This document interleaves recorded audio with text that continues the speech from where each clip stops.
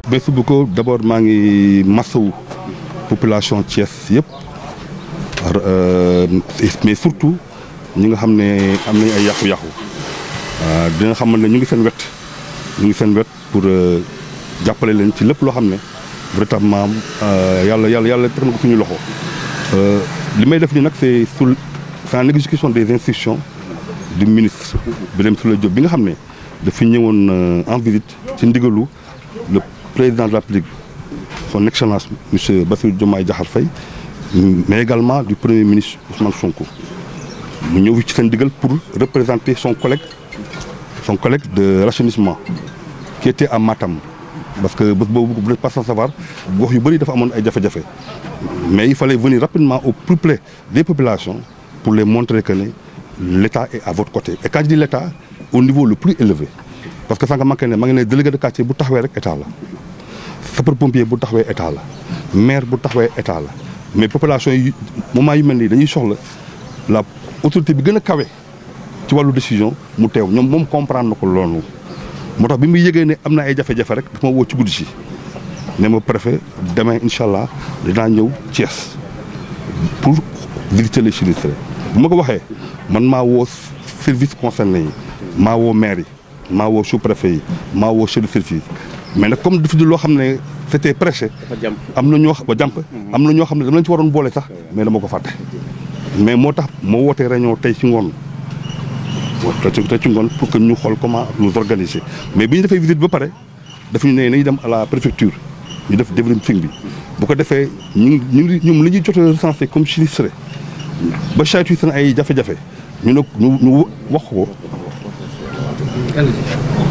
ñu wax ko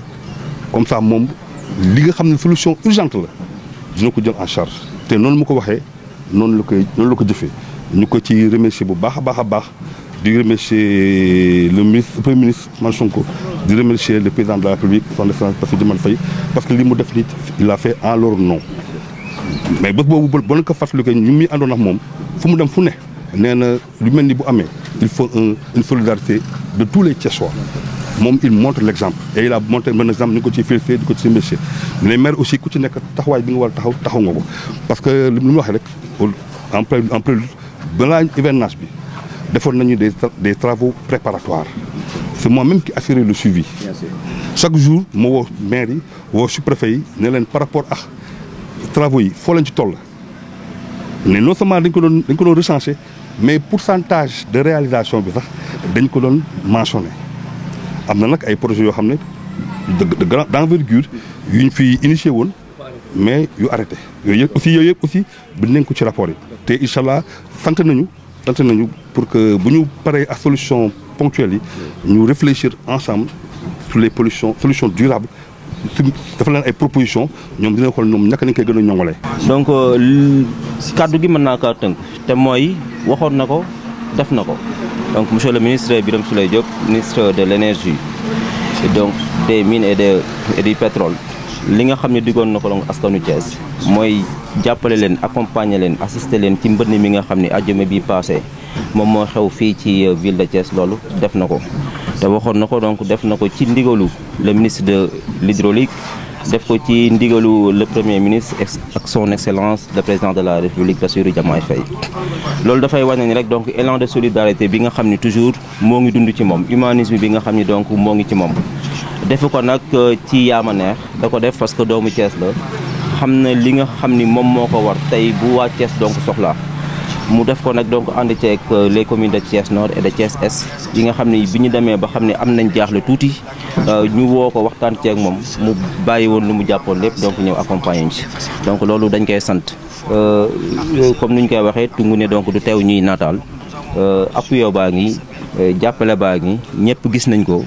après on va procéder donc à la distribution te ni mu ko bëggee woon rek gëmee ko te yàgg kaa doxale mooy lépp loo xam ne donc da koy def ci dans la plus grande discrétion parce que am na ci ñoo xam ni tey boo yóbboo caméra wala nga yóbbu photo mën nga xaawi donc seen sutura ni mu ñu ko sante woon donc nar nañ ko doxale noonu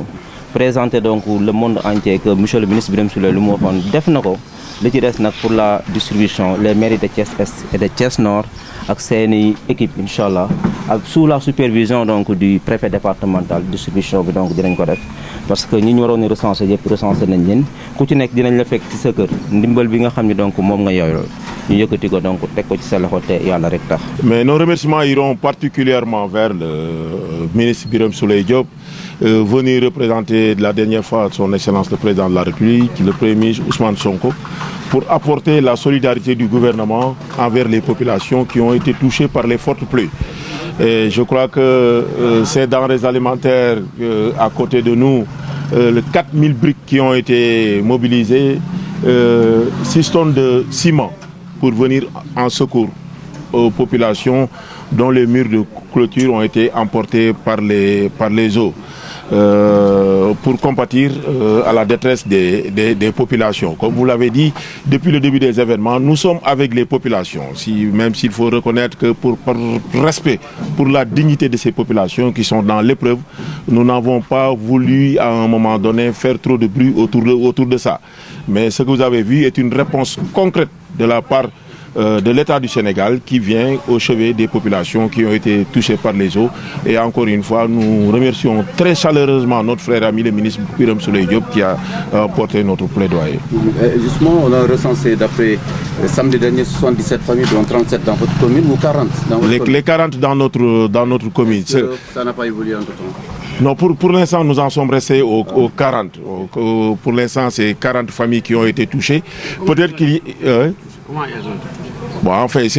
la majeure partie, c'est des familles qui se trouvent dans des zones inondables,